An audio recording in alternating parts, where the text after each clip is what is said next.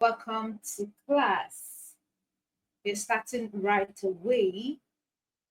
And if you can hear me, please drop your favorite emoji in the chat box. If you can hear me, kindly drop your favorite emoji in the chat box. Yeah, so we're starting right away.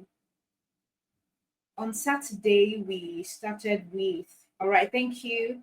We started with lexis and structure, and we started looking at synonyms and antonyms, right? Okay, so we are briefly just going to run through what we did last week, and then we are going to have to merge it with what we have to do today. All right. So we looked at what synonyms and antonyms were. And of course, I believed and I know that everybody understands what synonyms and antonyms means. And even if you can't give a concrete definition or an elaborated definition for synonyms and for antonyms, I know that when you hear the word synonyms, what comes to your head is okay, meanings that look alike. And when you talk about antonyms, you're talking about words that have opposite meanings, right? All right. So this was basically what we looked at last week with a little twist to it. And what is that twist? That twist is context. Context. And if I can refresh her memories, we gave one example out of all the examples that we had. There was one example where I had us interacting and I used the word mad, MAD, mad. All right. So I'm going to make use of this so everyone can see what I'm on to. All right. We said this word, mad. And I remember asking, what comes to your mind first when you hear the word mad? And I remember there were different opinions. Someone says crazy, someone says insane, someone says angry.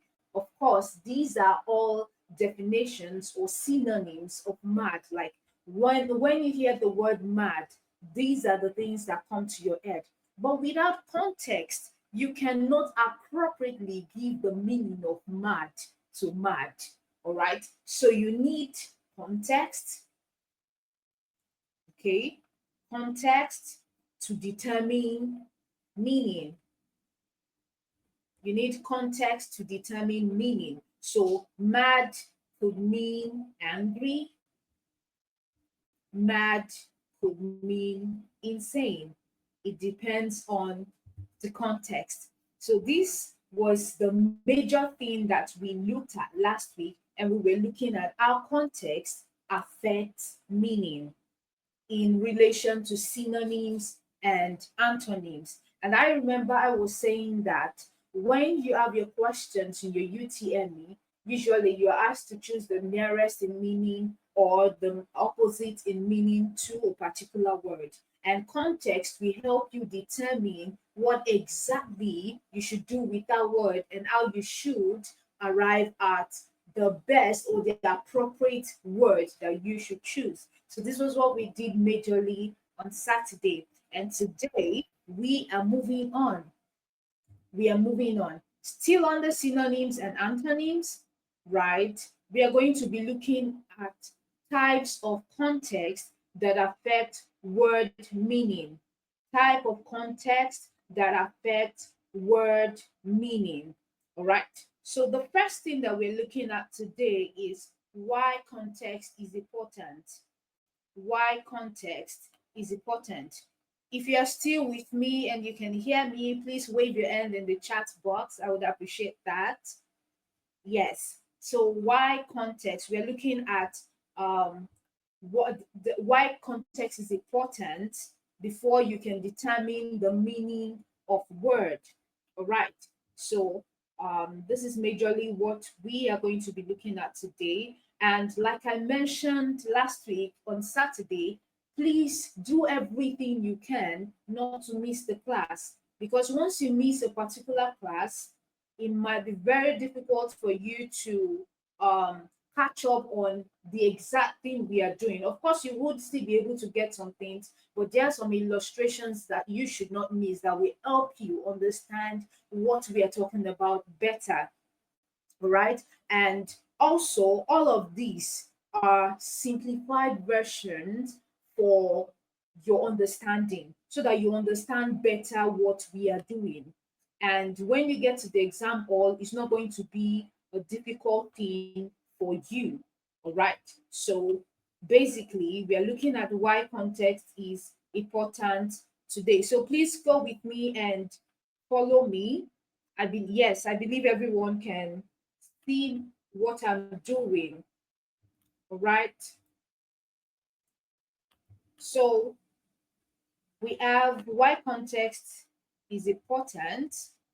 And like I mentioned, we are looking at types of context that affect word meaning. So why is context important? Why is context important? I mentioned some of this last week, and we're still going to be repeating them today so as to link last week's class to today's class. All right. So number one, some words have more than one meaning, and context helps us determine the correct meaning.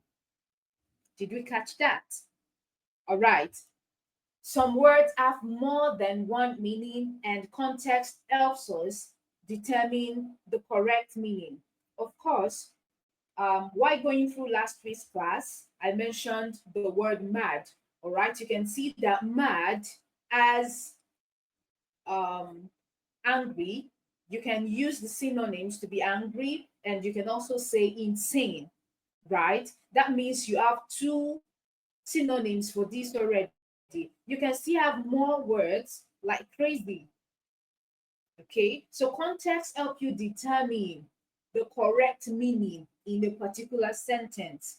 All right, you can also have the word big. Of course, we said we used this last week too, and big can be in size, large in size, and in some other cases, you can have it as serious. It depends on the context. So some words definitely have more than one meaning, and without context, you will not be able to determine what meaning should be appropriate. All right. Number two, the same word can function as a noun, a verb, an adjective, or an adverb, depending on the sentence. All right. I'm sure we're familiar with this. This usually comes out in external examinations too, where you have a word like this. I believe we know that this word can function in two dimensions. It could be a noun and it could be a verb. So we have import and we have import. Import and import. So import as a noun is definitely the goods that we have to bring in. And then import as a verb is the act of bringing in those goods. All right. So without context, if you say the word import, you're confused. You don't know what it is. So the context will help you determine whether the writer or what you should do with it is a noun or a verb. All right.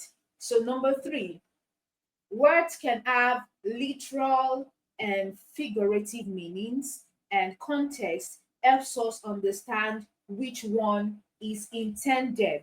Words can have literal and figurative meanings, and context helps us determine or understand which one is intended. All right. So I'm going to use the word light in this case, the word light. All right. So we can have an example like the bag is very light. The bag is very light. Emphasis on light. And we can have a different word like please turn on the light.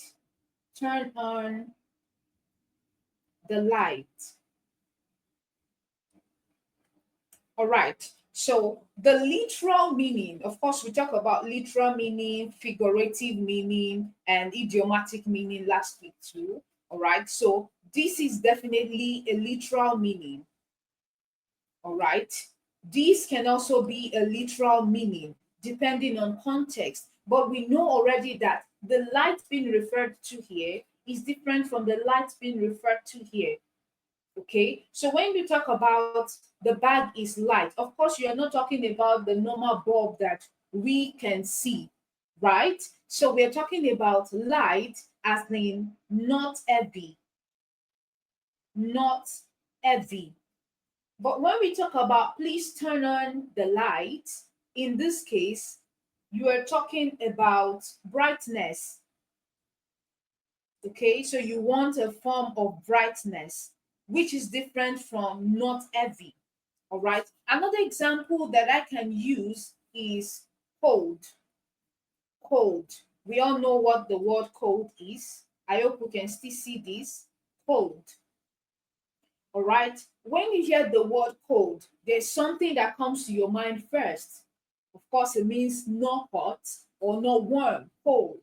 All right, so we can have a literal meaning for cold, and we can have an example like the weather is cold. The weather is cold. Now, you can have another example as she gave me a cold stare. She gave me a cold stare. Emphasis on cold in both sentences. Now, the weather is cold. The cold in this first sentence is different from she gave me a cold stare.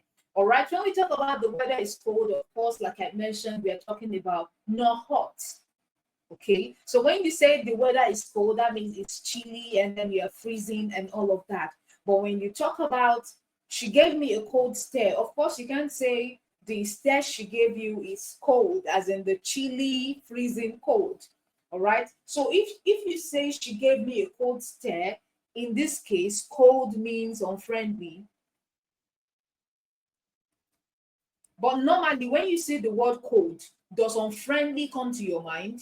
Definitely not. Unfriendly will not come to your mind. The first thing that comes to your mind when you hear the word cold is chilly, not hot. All right. But this is now a figurative meaning. Cold in the second sentence, she gave me a cold stare, is a figurative meaning. A figurative meaning. All right. So this is why context is important. In case you are wondering, why are we going over context over and over again?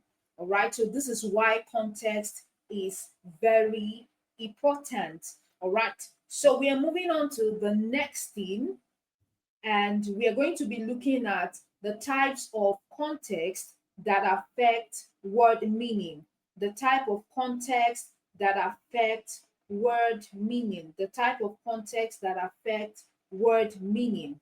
All right, so I believe that we already have a grasp of this. I'm going to be wiping off the board for the next thing that we're going to be looking at. All right. So we are looking at um, this, right? I believe we can still see the board. We're looking at types of context that affect word meaning. Types of context that affect word meaning. And the first thing that we are looking at is linguistic context. Linguistic context. So when we talk about linguistic context, what are we talking about? Linguistic context refers to the words and sentences around the word that influences the meaning. This is still context. We are talking about context. So in context or in linguistic context, you're talking about the words or the sentences around the particular word that influences its meaning. All right. So we have an example, and the example we have here is bank. Again, there's a literal meaning for the word bank. What comes to your mind or what comes to your head when you hear the word bank, you want to talk about where you keep money, right? Okay, but you need a context to determine that bank is not just where you keep money. Okay, all right. So the example we have here, the bank is closed on Sundays. So a financial institution where you can keep money, where you can go and withdraw your money, etc, etc. So the bank is closed on Sunday. And the second example we have here is sat on the river bank. Is sat on the river bank. Bank here is the side of a river. Now let's look at the linguistic context. We talk about the words and the sentences around the word. This particular word is bank. Second sentence, the particular word is also what? Is also bank. Now, the words around it help you determine what the word means. So let's look at the words around it. The bank is closed on Sundays, right? So you talk about closed, you talk about Sundays. What can be closed? A house can be closed, a place can be closed, right? And you know that when you talk about bank, of course, the two meanings that will usually come to your mind, the first one is the one we mentioned as financial institution, all right? And the second one is, if you're very familiar with it, the side of a river, just like we have mentioned it, okay? So before you can now determine which is which, you are looking at the linguistic context. Can you say that the river bank is closed on Sundays? Of course, it doesn't have a door. Anyone can walk to the river and sit there. What do you mean by the river bank is closed on Sundays? You can only talk about a place being closed when the place is usually open. And which of the banks are usually open? It's of course the financial institution. So this context, the linguistic context, or the words around this particular bank help you determine the meaning of this bank to mean the financial institution. Are you with me? If you're with me, please drop a thumbs up. I would appreciate that. All right. Thank you, Joseph. I can see you. All right. So the second one we have here is sat on the river bank. And like I mentioned for the first example, thank you. Like I mentioned for the first example, you can say a place is usually closed when it is usually open. So a river bank cannot be closed because it is an open space for anyone. Anyone can go there, sit there, and do whatever they want before they leave. So he sat on the river bank. You cannot necessarily mean that this bank is a financial institution. So of course, this word river also gives it away. So when you talk about riverbank, you already know that you're talking about the side of a river. So that is for linguistic context. The second one we are going to be looking at is situational context. Situational context. Situational context. All right, so I'm going to have that right on the board. Situational context. All right. So for situational context, we say situational context refers to the real world situation in which a word was used. In which a word was used. All right. So we have an example, and it says, if a teacher says that was a bright answer, it means the answer was intelligent, not that it produced light. Did we catch that? If a teacher says that was a bright answer, it means the answer was intelligent, not that it produced light. Now, this is situational context. Of course, when you talk about, we are looking at this word in particular for emphasis, we are talking about bright. Okay, so when you look at the word bright, you want to talk about light that shines, okay, something that illuminates in the dark. That's what we mean by bright. But in this case, if a teacher says that was a bright answer, Are you talking about the fact that the answer illuminates the class? Of course not. So that was a bright answer. This is a situation that brings about another meaning to the word bright. Did we catch that? All right. So bright in this case does not mean that the answer produced light. It means that the answer was intelligent. The answer was intelligent. So this is what we mean by situational context. So bright here does not mean that something produced light or something illuminates the dark. It means that the answer was intelligent. But normally, you wouldn't say that bright means intelligent, because without context, you cannot say bright means intelligent. So in this particular situation, the bright here means intelligent. All right, we're looking at the third one. Please, before we come to the end of the class, if you have any question, please collate them so that we can go through them together and everyone can learn from your question. All right. The third one that we are going to be looking at, I want to believe that we already have a grasp of what we have on the board. I'm going to be wiping it off. Okay, so we can have the next thing there. All right. So we have the third one as the cultural context. Cultural context. The cultural context. All right. So when we talk about the cultural context, what do we mean? The cultural context refers to how cultural background affects meaning. How cultural background affects meaning. So we have an example. In some cultures, the word hot means spicy food, while in others, it could mean high temperature or even attractiveness. All right. So the word we are looking at for emphasis, we have hot. So here is hot. It means hot can mean high temperature here. It could mean attractiveness, right? In some other places, it could mean spicy food. So you talk about the food is hot.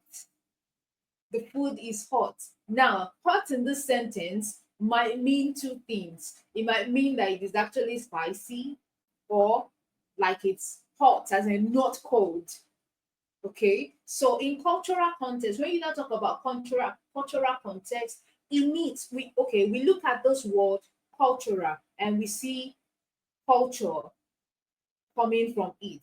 Now, there are some other places where hot might not mean spicy food. Okay, when you say hot, spicy food is not one of the things that comes to their mind. So this depends on culture. Now, a word might have another meaning in another culture, whereas there will be a culture who has no clue about what that word means in that culture. So we are just using this example of hot. Hot. Okay. So of course, something else I can refer to is how we have generated slangs from different words. Now, when you hear a word, when you hear a slang, and you know the meaning of that slang, you will see that it has nothing at all to do with the real meaning of that word. Now, let's quickly look at this example since we're talking about culture. This word is chop.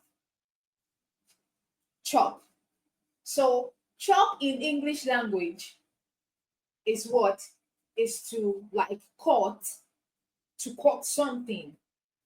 But when you come to Nigeria or a place where pidgin English is being spoken and you say chop, okay, I'm not very good with pidgin English, but I know that when you talk about chop, something like maybe you don't chop or did you chop something, it means to eat. I hope you get what I mean.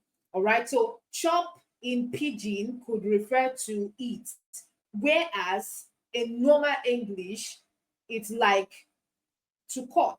So if you go somewhere where pidgin English is not being spoken and you're using the word chop, they are confused. What's going on here? What do you mean by chop? Because the chop we know is like to cut.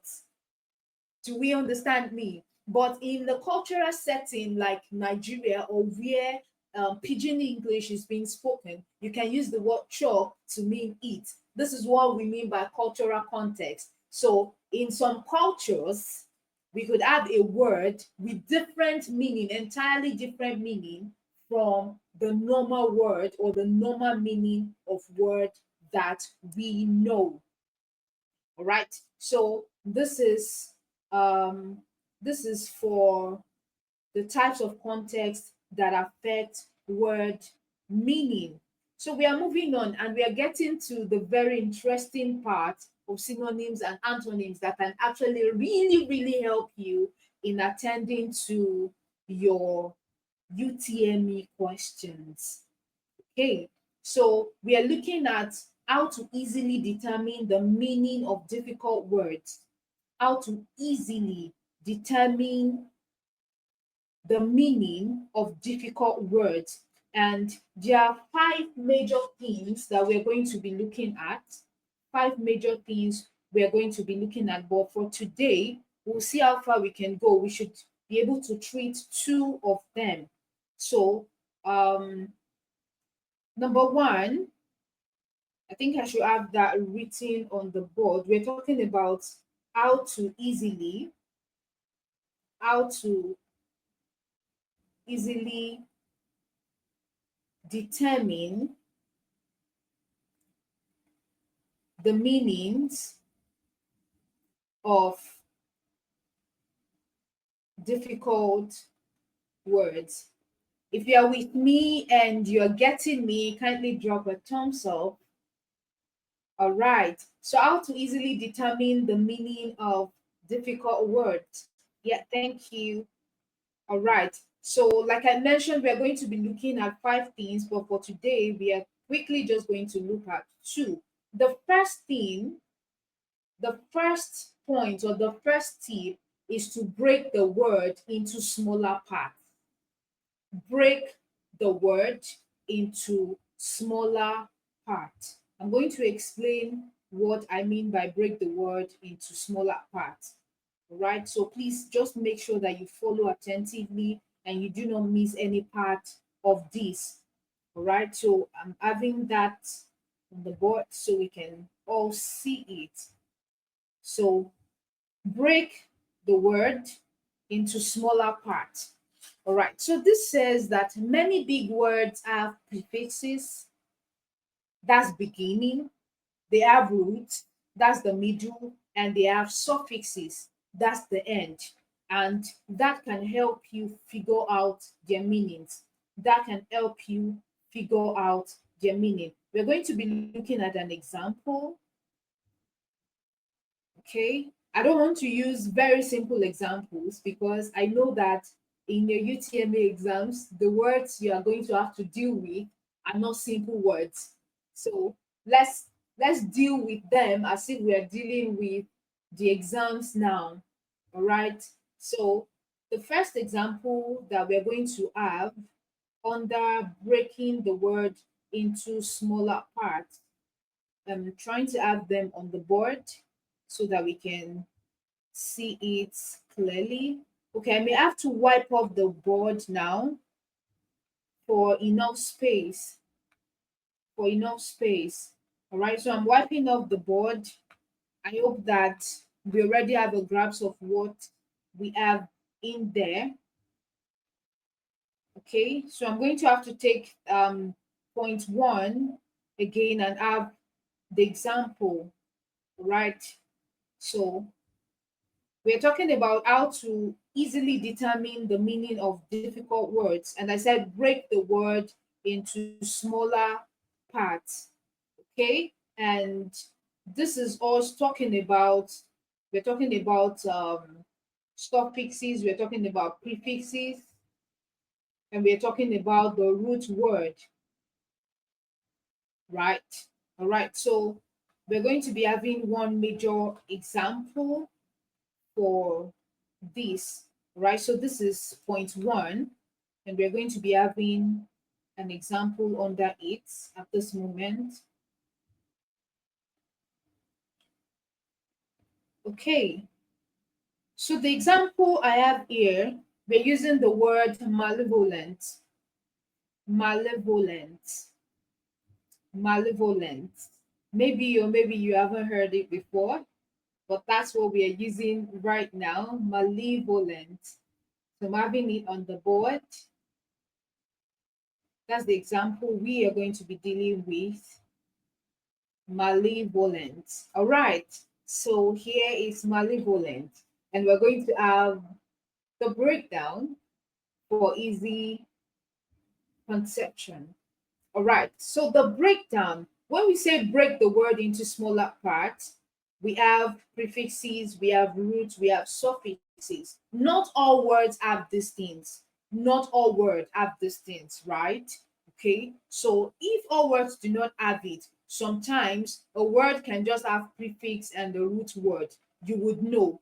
But in this case, there are words that have they have beginnings, they have the middle, and they have the end. So we have malevolent, and breaking it down, we have mal, we have vol, we have ent.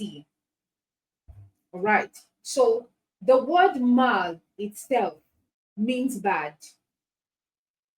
Okay, bad. Now the word bowl means wish or will. In some other cases, there are some words that are very, very easy to determine. Some of these words, you would need to have a deep background of maybe where they originated from before you know what the root word or the suffix or the prefix means. Okay, so but for this case, we have mal as bad. And then when you talk about words like malice, and so on, you know that okay, this sounds negative. Okay, so you hear the word mal, you already know is bad. And you have vol, which means wish or will.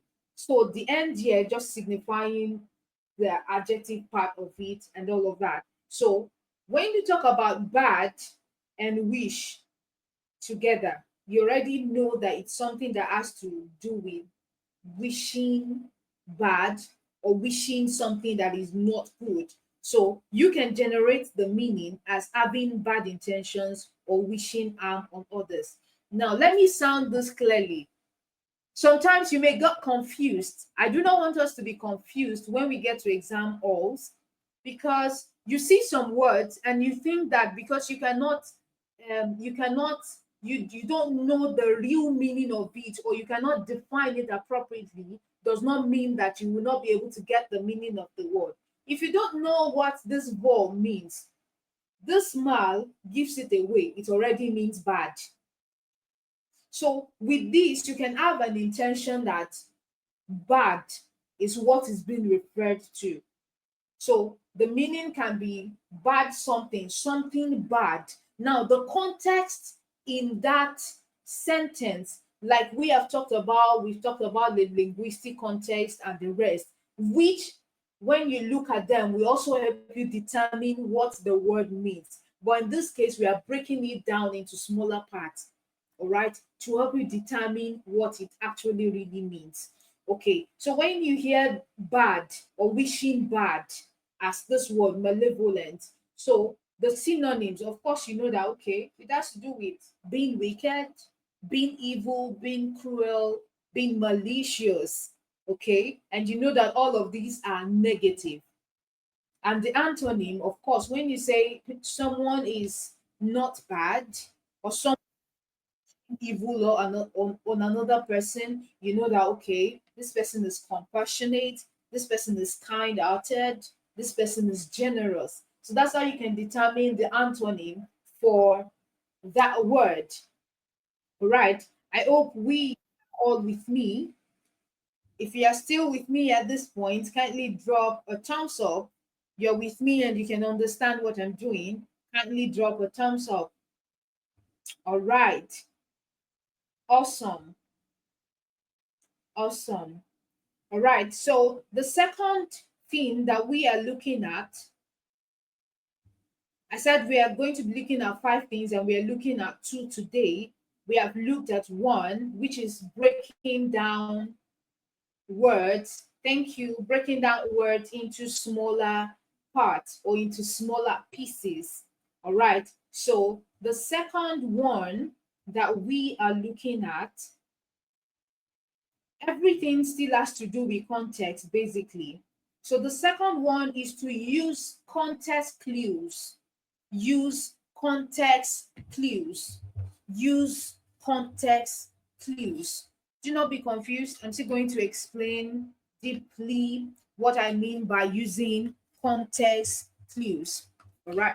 So if you're using context clues, it means you're using the words around the particular word that you are dealing with. Did you get that? Clues. We talk about clues. All right. This is when we talk about clues, we're talking about something that you can get or something that you can use to get another thing or to get the meaning of another thing. That's what we mean by clues. I'm trying to have this on the board so that we can all see what I have in there. All right. So using clues to determine the meaning of big words. All right. So use context clues, the words around it, to determine what the word means. Okay. So that means that the sentence can help you understand the word. The sentence or the sentences or the words around the particular word that you're using can help you determine the meaning of that particular word, just like the example I gave earlier. All right. So we can have the word supercilious. Okay. Supercilious. And you have an example like a supercilious attitude made her look down on everyone at the party. A supercilious attitude made her look down on everyone at the party. Okay, so you have a word that's supercilious, and then you are wondering, what does this mean? A supercilious attitude made her look down on everyone at the party. Now, leave the word supercilious alone. Look at the words around it. You see what like are, you see a word like attitude, made her look down on everyone at the party. So the clue word or the clue words is looking down on everyone at the party. So when you look down on everyone at the party or when you look down on people, it means there's an element of pride. Okay. So she thinks that she's better than others. Okay. So looking down on people makes you feel like, okay, I think I'm better than this person. And that's pride. So you now go back to supercilious attitude. So it's an attitude that made her to look down on everyone at the party. So looking down means that she's proud. So you can generate your meaning from these words, supercilious, and then you think that, okay, this is an element of pride. She's full of pride. She's proud. She's arrogant. That would be the meaning of supercilious. All right. So when you now look at the synonyms, if they ask you to choose the synonyms for supercilious, of course, it's going to be easy for you since you understand that supercilious already has an element of pride in its meaning. So you can now talk about it like, okay, condescending, pompous, superior. So if you find any of these words, any of these synonyms as your options, you already know that supercilious does not mean supersede. You know that supercilious does not mean super good. You know that supercilious means full of pride. Okay. And then when you talk about the antonyms, of course, you talk about pride, you talk about humble, respectful, down to earth, etc. All right. So these majorly are what we are looking at in today's class. And like I mentioned earlier, please, if you have questions, kindly drop them in the chat box so that we can attend to them together. And if you do understand everything that we have done, kindly say I understand and add your favorite emojis to it. As we are going to treat one past question, we're going to be looking at one past question. All right, so this question is from UTME 2013, English language 2013.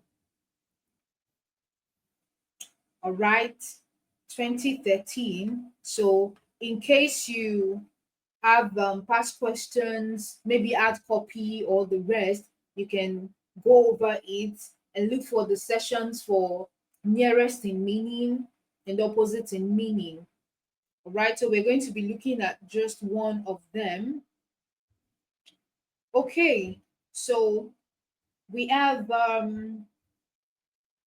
we're looking at nearest in meaning. Nearest in meaning. Nearest in meaning. Okay, so this question says answer the question below and choose the option nearest in meaning to the word or phrase underlined. Okay, I'm going to have it on the board so that everyone can see it. That means I'm wiping off this. I hope we grasp what is there already. Okay, so we have like I mentioned, 2013 English language UTME. UTME.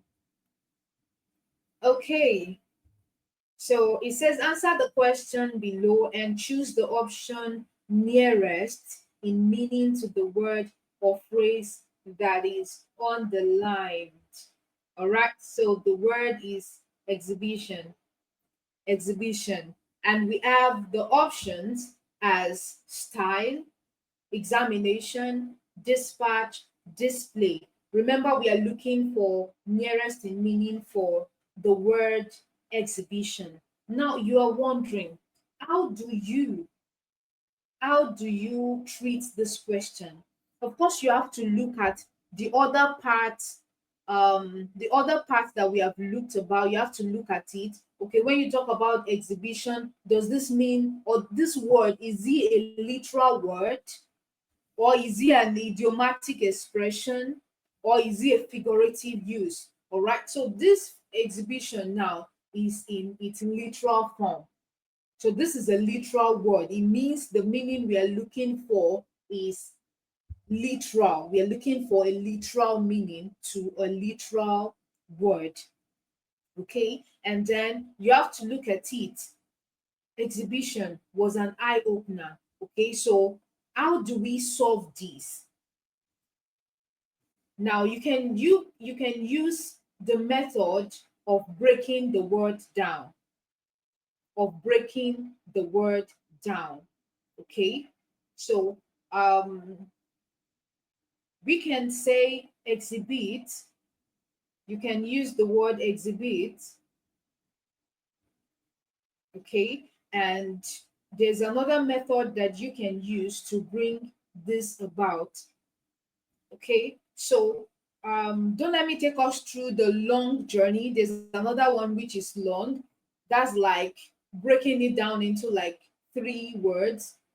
You can have X, you can have he beats, and then you can have this as the suffix, this as the root word, and this as the prefix. But this word in itself is simple enough. Just bring down exhibit from the word exhibition. And when you talk about exhibit, you're talking about to show. All right, to show. That's just what it means. Exhibit. You would have heard people talking about you are exhibiting one kind of character that is not making sense. You just use that word exhibit, exhibit. What does it mean? It means you are showing something, okay, whether positive or negative. You are showing. You are showing. All right. So to exhibit means to show. Now you look at the other words or the other options that you have here. You're looking at style. What does style mean? Does it mean to show? What does examination mean? Does it mean to show?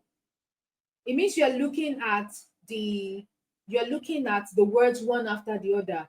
Dispatch, does it mean to show? Okay. Then display, does it mean to show? So what exactly or which one exactly means to show? All right. So when you talk about style, you refer to the way something is done.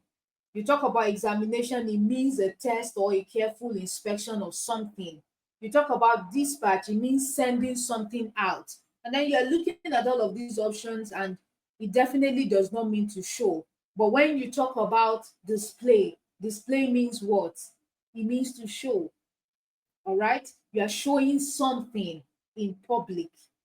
So if you are choosing the most appropriate word or the most appropriate answer, this means to show, show in public.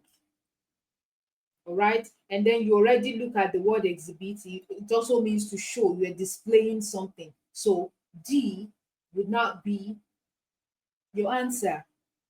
So we have used the method of breaking words down into smaller pieces to determine what it means, basically.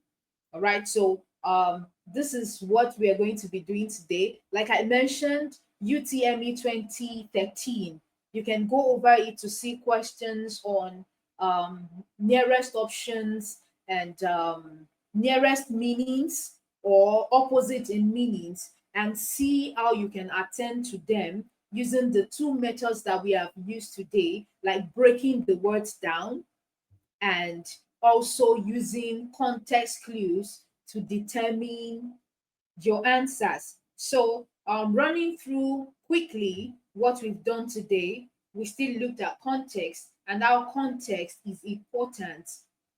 Why context is important, where we looked at how words have more than one meaning and only context can help us determine what it means. We looked at different type of context and how they affect meanings. We talk about the linguistic context. That's like referring to words and sentences around a particular word. We looked at the situational context. That's like a situation determining the meaning of that word. And then we look at the last one, which is cultural context, which means in a particular culture, a word might mean something which might not be in another culture.